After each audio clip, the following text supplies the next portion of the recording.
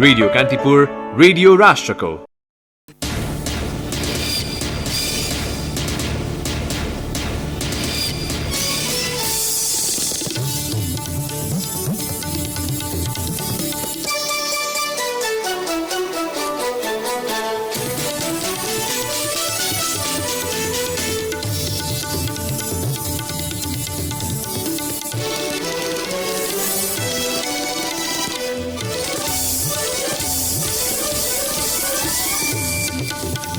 सरकारको कामले जनतामा इम्प्रेसन बढेको प्रधानमन्त्री ओलीको दावी। चालु आर्थिक वर्षलाई विकासको आरम्भको वर्षका रूपमा लिएको भनाई। चीनको हुवे प्रान्तमा रहेका नेपाली विद्यार्थीलाई लिन वायु सेवा निगमको 330 वाइड बडी जहाज चीन प्रस्थान। भक्तपुरको खरीपाटीमा क्वारेन्टाइनको व्यवस्था। विश्वकै ठूलो टेलिकम्युनिकेसन कम्पनी हुवावेले आफ्नो व्यापारिक रणनीति चोरेर इरानलाई सहयोग गर्दै आएको अमेरिकाको आरोप। र शहीद स्मारक के डिभिजन लिग फुटबलको उपाधि मसिन्द्र क्लबलाई आर्मी 1-0 गोल अन्तरले पराजित।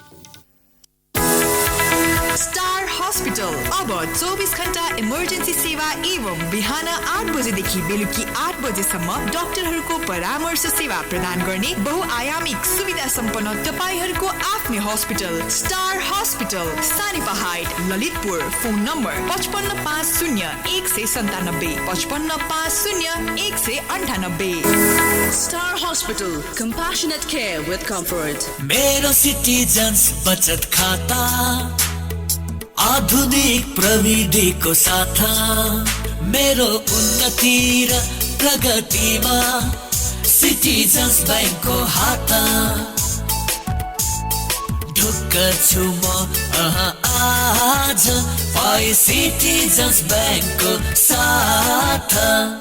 मेरो सिटिजन्स बचत खाता आधुनिक प्रविधिको साथ 6.5% वार्षिक ब्याज दरका साथ मेरो सिटिजन्स बचत खाता। संसारको जुनसुकै ठाउँबाट अनलाइन खाता सजिलै खोल्न सकिने सिटिजन्स बैंक इन्टरनेशनल लिमिटेड। नमस्कार, कान्तिपुर डायरीका साथमा सुरज र म पार्वता। समाचार अब विस्तारमा। प्रधानमन्त्री केपी शर्मा ओलीले सरकारले 2 वर्षमा तीव्र विकास गरिरहेको दावी गर्नुभएको छ। प्रतिनिधि सभाको आजको बैठकलाई सम्बोधन गर्दै प्रधानमन्त्री ओलीले एउटै पार्टीको नेतृत्वमा एउटै सरकार 2 वर्ष टिकिराख्नु पहिलो उपलब्धि रहेको दावी गर्नुभयो। सरकारले पछिल्लो समय राम्रा काम गरेको तथा लोकतान्त्रिक अभ्यासलाई सही ढङ्गले उपयोग गरेको भन्दै प्रधानमन्त्री ओलीले सरकारको कामले जनतामा इम्प्रेसन बढाएको बताउनुभयो। मेरो नेतृत्वमा रहेको नेकपाको यस सरकारले पहिलो वर्षलाई आधार वर्ष बन्यो। चालु यस दोस्रो वर्षलाई विकासको आरम्भ वर्षका रूपमा लिएको छ। संघीयता कार्यान्वयन गराउने र संविधानको स्वीकार्यता विस्तार गर्ने काम यस सरकारको पहिलो जिम्मेवारी थियो। तर 761 वटा सरकार सञ्चालनका लागि स्रोत र साधन मात्रै होइन, भौतिक संरचनाको समेत अपर्याप्तता थियो। एकातिर वित्तीय व्यवस्थापन, कर्मचारी समायोजन र कानुनी प्रबन्ध एकैचोटि गर्नुपर्ने आवश्यकता थियो भने अर्कोतिर जनतामा रहेको तीव्र गतिको विकासको आकांक्षालाई सम्बोधन गर्नुपर्दथ्यो। वित्तीय संघीयता कार्यान्वयनमा आएको छ। कर्मचारी समायोजनको काम मूलतः सम्पन्न भएको छ। हाम्रो संघीयताले कार्यारम्भ गरिसकेको छ। मेरो नेतृत्वमा रहेको नेकपाको प्रधानमन्त्री ओलीले सरकारी सम्पत्ति फिर्ता ल्याउन सरकारले चलाएको कारबाही अन्तर्गत विभिन्न ठाउँका जमिनहरू फिर्ता ल्याउने अभियान चलाएको बताउनुभयो। संसदलाई सम्बोधन गर्दै उहाँले सिराहाको 21 बिघा, सर्लाहीको 234 बिघा र बर्दियाको 46 बिघा जग्गा फिर्ता आइसकेको बताउनुभयो। ललिता निवास जग्गा प्रकरणमा छानबिन समितिको प्रतिवेदन अनुसार सरकारले आवश्यक कारबाही अघि बढाएको उहाँको भनाइ थियो। सरकारले ललिता निवास प्रकरणमा समितिले प्रतिवेदन दियो। त्यसलाई आवश्यक कारबाहीका लागि संवैधानिक अङ्ग अख्तियार दुरुपयोग अनुसन्धान आयोगमा पठायो। आयोगले छानबिन गरुन्जेल केही मानिसले अधीरतापूर्वक सरकारलाई उत्तेजित पार्ने गरी खोइ त कारबाही भनेर प्रश्न गरिरहे। छानबिनको समयमा होस् वा त्यसपछि सरकार शान्त भयो र सरकारवाला निकायद्वारा विधिपूर्वक गरिने काममा सहयोगी रह्यो। आरोपितहरू विरुद्ध जब मुद्दा दायर भयो, देखिएका र सुनिएका प्रतिक्रिया लगभग ड्रागन प्रेमी युवाको जस्तै भयो। एउटा गीत सम्झिन्छु म, देखाउनेले दाग देखायो किन रुवाबासी भन्ने एउटा गीत। सरकार कसैप्रति पनि पूर्वाग्रही नरहेको र नहुने पनि उहाँले स्पष्ट पार्नुभयो। आग्रह पूर्वाग्रह बेगर चर्चामा ल्याएका वा चर्चामा रहेका सुन तस्करी, वाइड बडी लगायतका विभिन्न प्रकरणको निष्पक्ष छानबिन हुने उहाँले प्रतिबद्धता व्यक्त गर्नुभयो। प्रधानमन्त्री केपी शर्मा ओलीले भूकम्पपछिको पुनर्निर्माण अन्तर्गत गत 2 वर्षमा 3,74,000 निजी घरको निर्माण सम्पन्न भएको बताउनु भएको छ।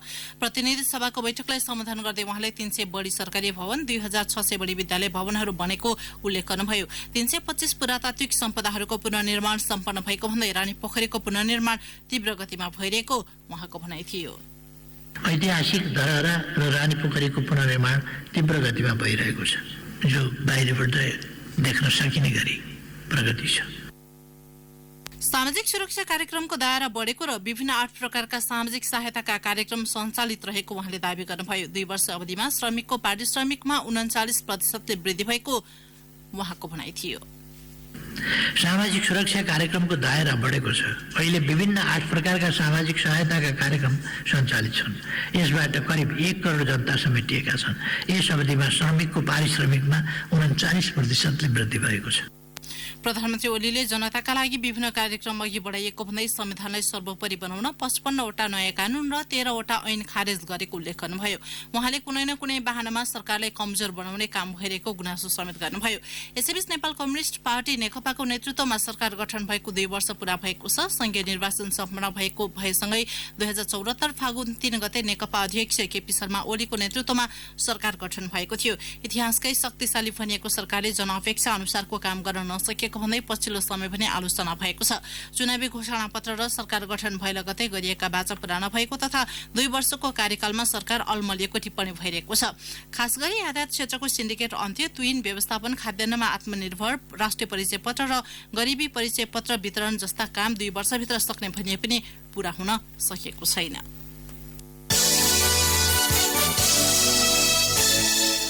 चीनको हुवे प्रान्तस्थित वुहानबाट ल्याइने नेपाली नागरिक कोरोना भाइरस संक्रमित भएको प्रधानमन्त्री ओलीले स्पष्ट पार्नु भएको छ।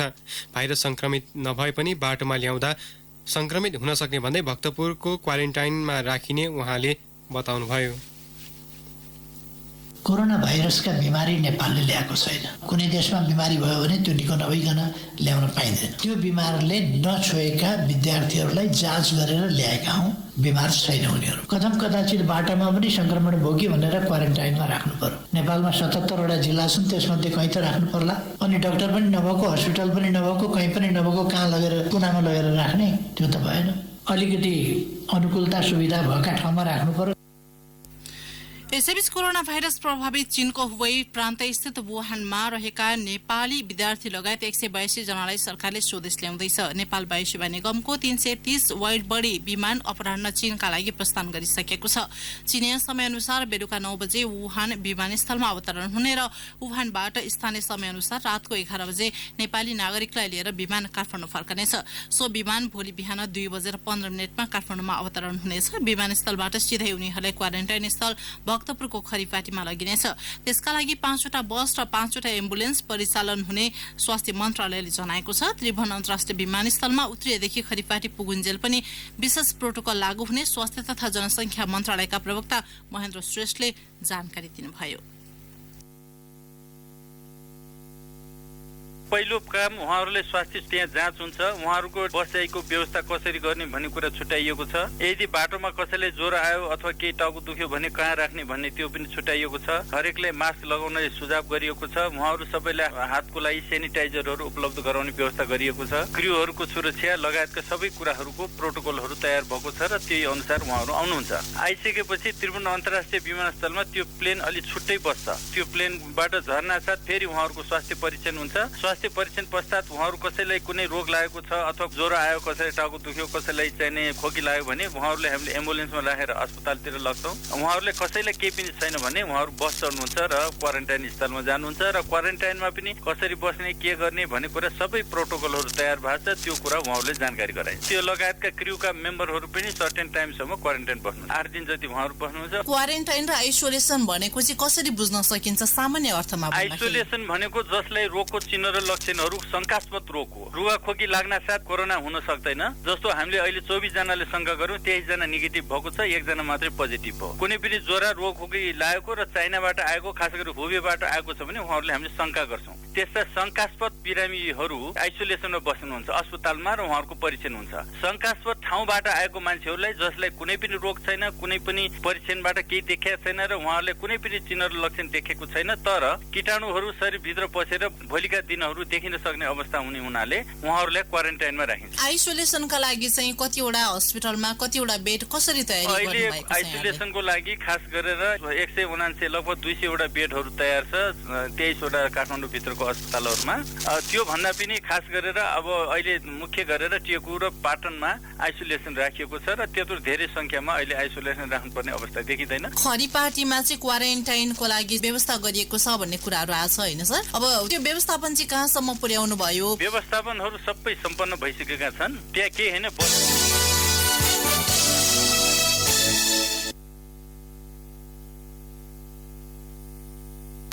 प्रधानमन्त्री केपी शर्मा ओलीले भारतले मिचेको नेपालको भूभाग फिर्ता ल्याउने तयारीमा रहेको बताउनु भएको छ। प्रतिनिधि सभाको आज बैठकमा नेपाली कांग्रेसका सांसद दिलेन्द्र प्रसाद बडुले राख्नु भएको प्रश्नको जवाफ दिँदै उहाँले अतिक्रमित नेपाली भूभाग फिर्ता ल्याउने सरकारले तयारी गरिरहेको बताउनुभयो।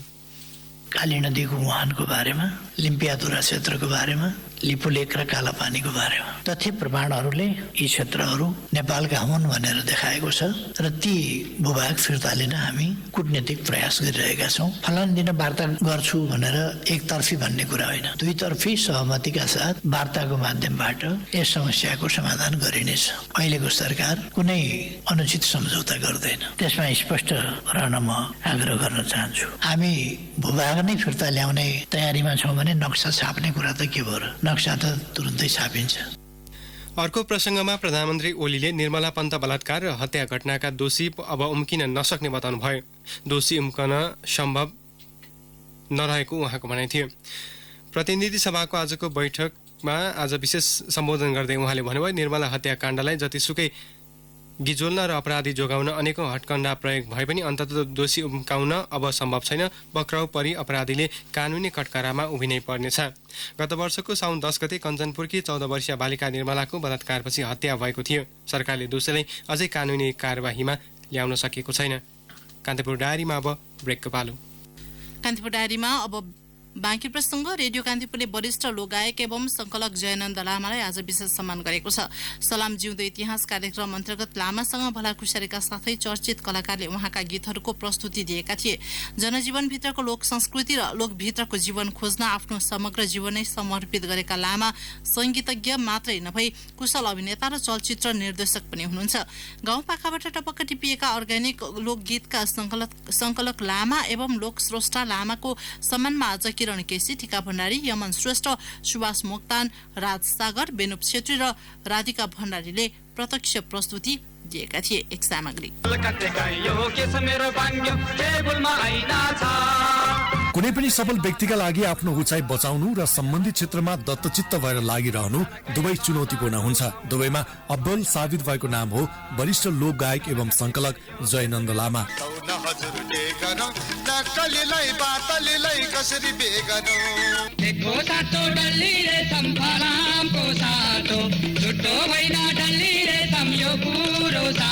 जनजीवन भित्रको लोक संस्कृति र लोकभित्रको जीवन खोज्न आफ्नो समग्र जीवन नै समर्पित गरेका उनी कालजयी लोकगीत दिने एक संगीतज्ञ सिद्धहस्त व्यक्तित्व हुन्। जिउँदो इतिहास हुन्। नेपाली कला संस्कृति र गीतका पारखी सबै खाले पुस्ताको मन मस्तिष्कमा गुन्जिरहने लामाले आफूलाई गायनमा मात्रै सीमित राखेका छैनन्, अभिनय र चलचित्र निर्देशनमा पनि उत्तिकै खारेका छन्। होचो कद, थेप्चो थेप्चो नाक, आँखा चिम्सा भएका सिन्धुपाल्चोकै ठिठो आजको यस उचाइसम्म पुग्ला भन्ने सायदै यिनका सहपाठीले सोचेका थिए। लामासँग लामै समय रत्तिएका हाँस्य कलाकार शैलेन्द्र सिमखडा यसो भन्छन्। गुरुजी, तपाईले कक्षामा पढाउँदा देश कस्तो छ भन्ने प्रश्नमा मैले पूर्व पश्चिम तन्किएको भूभाग, उत्तर दक्षिण फर्किएको जनवाद र समाजवाद लेखेको थिएँ। त्यो बेला तपाईले मेरो कान निमट्नु भयो, पाना च्यातिदिनु भयो, बेन्चीमा उभियाउनु भयो, कुखुराको भाले बनाउनु भयो, 1 वर्ष फेल गराउनु भयो र पढाउनु भयो सुन्दर शान्त नेपाल। गुरुजी, खै त अहिले तपाईले पढाएको सुन्दर शान्त नेपाल कहाँ छ? आजका दिनसम्म आइपुग्दा लामाले नेपाली लोक संगीतलाई जीवन मात्र दिएनन्, त्यो जीवनमा श्वास समेत भरे, जसको औंला समाएर आजसम्म पनि स्रष्टाहरू ताते गर्दैछन्। त्यसो त पछिल्लो समय नेपाली सिने क्षेत्रमा क्रियाशील लामाले बहुमुखी प्रतिभा भन्ने शब्दको वास्तविक परिभाषा बोकेको हास्य कलाकार हरिवंश आचार्यको धारणा छ। जयनन्द लामा त मान्छे कस्तो भनेदेखि अब अहिले त एक्टर भन्ने चिनिन्छ, तर डान्सर पनि हो, एक्टर पनि। अब एकदम अहिले त जयनन्द लामा अब फिल्मै हेर्न पाउँदैन, गीत त्यतिकै राम्रो, त्यस्तो मान्छे भनेको साँच्चै जिउँदो इतिहासै हो। गायक संगीतकार टीका भण्डारीको नजरमा जयनन्द लामा नेपाली संगीतको विश्वविद्यालय हुन्। नेपाली लोक संगीतको बारेमा एउटा महत्वपूर्ण ज्ञानको भण्डार उनी लामालाई मान्छन्। जयनन्दले संकलन गरेका र गाएका गीतहरू पछिल्लो पुस्ताले समेत मन पराउनु नेपाली संगीतका लागि महत्वपूर्ण उपलब्धि भएको उनको तर्क छ।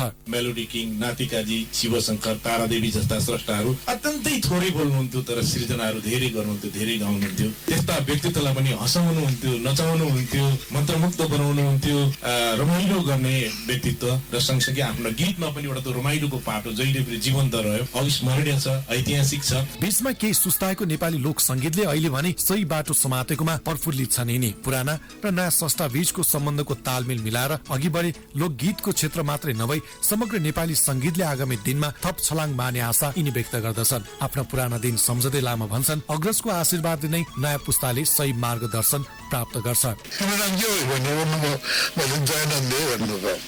अनि गाता गाता त्यसपछि त्यही गीत गाएँ, गाएपछि अनि त्यसपछि फेरि सबैजना उठेर आएर नाच्यो, रातभरि नाच्यो। जयनन्द गाउँपाखाबाट टपक्क टिपेका अर्गानिक लोकगीतको संकलन गर्न खप्पिस लामा आज पनि उत्तिकै क्रियाशील छन्। उही उत्साहका साथमा संगीतमा चासो राख्ने र केही सिक्न चाहनेका लागि पनि जयनन्द लामा आफै एक विशाल भण्डार हुन्। सांगीतिक क्षेत्रमा लामाले दिएको योगदानको बयानै सायद शब्दमा गर्न सकिएला। दर्शकौ नेपाली संगीतको श्रीवृत्तिमा तल्लीन लामाको योगदान र उत्साहलाई रेडियो कान्तिपुर सलाम गर्दछ। रेडियो कान्तिपुरका लागि सन्तोष गन्धर्व, काठमाडौँ।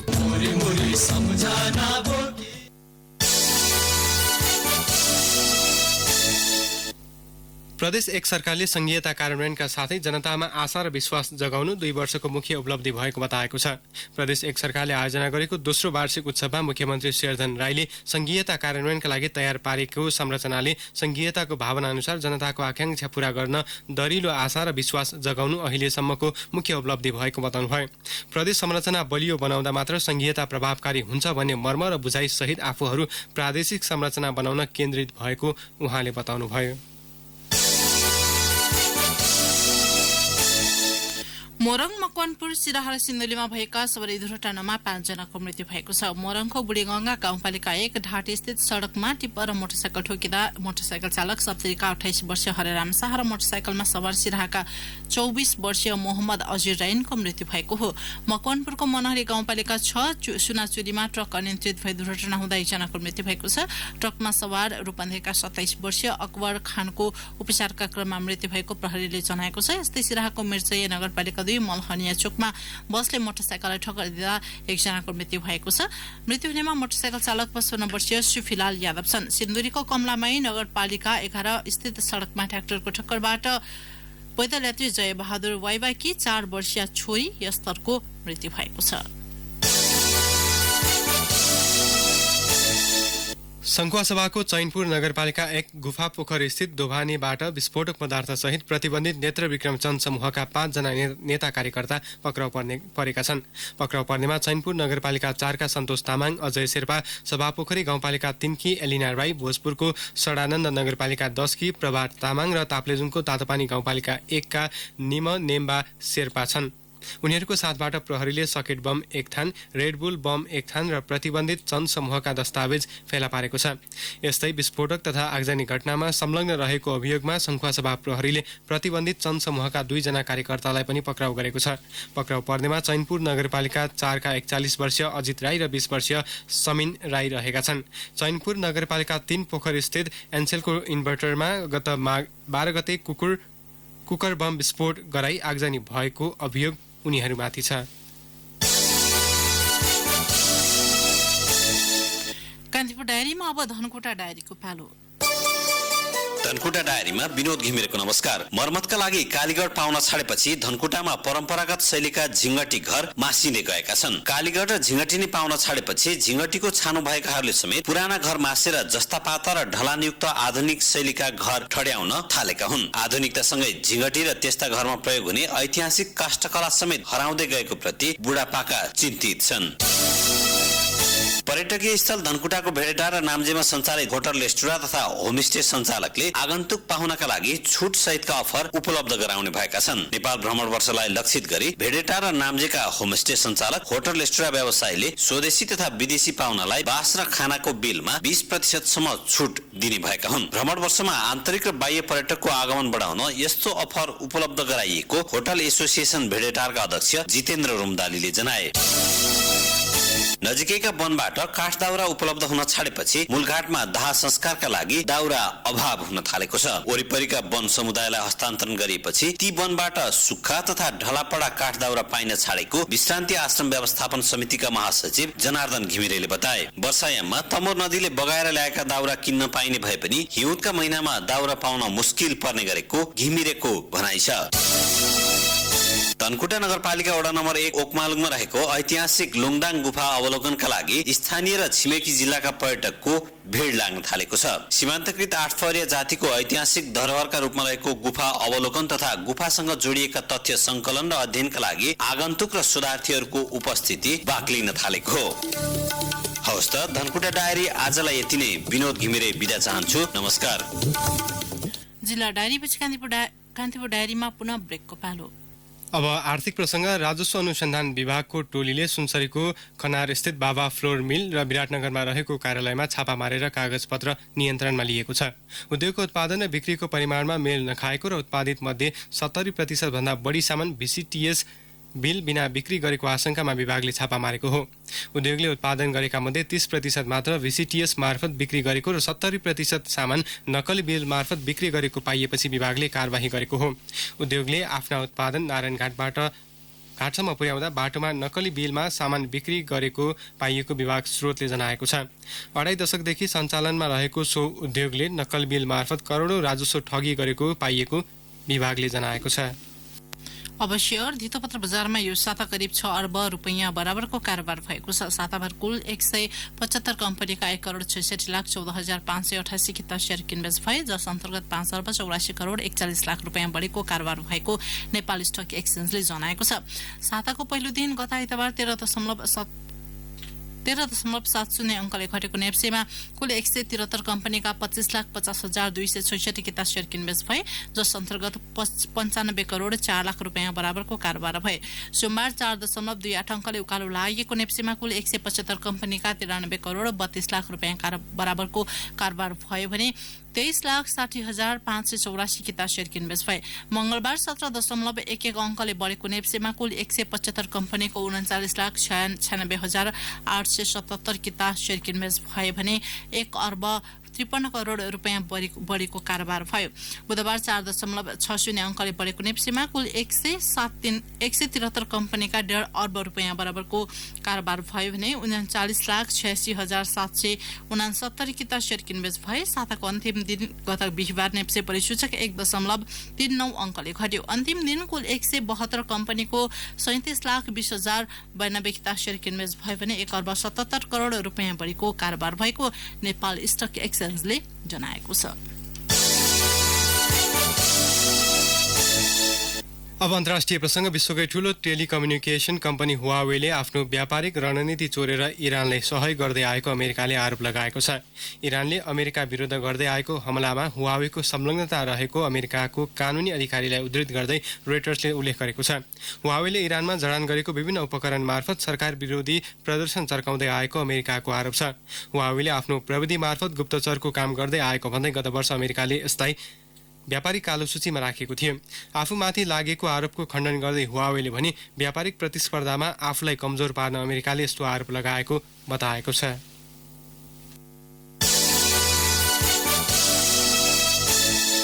अब खेल प्रसङ्ग मसिन्द्र क्लब कतार एयरवेज शहीद स्मारक ए डिभिजन लिगको च्याम्पियन बनेको छ। दशरथ रङ्गशालामा आज भएको लिगको अन्तिम खेलमा त्रिभुवन आर्मी क्लबलाई 1-0 गोल अन्तरले पराजित गर्दै मसिन्द्रले पहिलो पटक ए डिभिजन लिगको उपाधि जितेको हो। विकास तामाङको आत्मघाती गोलमा मसिन्द्र विजय भएको हो। 13 खेलमा मसिन्द्रले 10 मा जित 2 मा बराबरी 1 मा हार सहित 31 अङ्क रहँदै शीर्ष स्थानमा रह्यो। आर्मी 13 खेलमा 9 मा जित समान 2 मा हार र बराबरी सहित 29 अङ्क रहँदै दोस्रो स्थानमा रह्यो। 9 मिनेटमा देवेन्द्र तामाङको फ्री किक आर्मीका गोलरक्षक विकेश कुथुले सहजै बचाए। 13 मिनेटमा कप्तान भरत खवासको कर्नरमा विकास खवासको हेडर बाहिरियो। 20 मिनेटमा सुमन अर्यालको क्रस पासमा जर्ज प्रिन्स कार्कीको प्रहार फितलो बन्यो। 33 मिनेटमा रञ्जित हिमालय फ्री किकमा गोल गर्दै मच्छिन्द्रलाई अग्रता दिलाएका थिए। हवस् त यिनै प्रसङ्गसँगै कान्तिपुर डायरीको यो बुलेटिन यही सकिन्छ। 8 बजे हामी सेक्युरिटी एन्ड क्राइम डायरीका साथमा उपस्थित हुने नै छौँ। अहिलेलाई सूरज र म पार्वता आज्ञा माग्छौँ। नमस्कार। सूचना र मनोरञ्जनको संवाहक रेडियो राष्ट्रको रेडियो कान्तिपुर।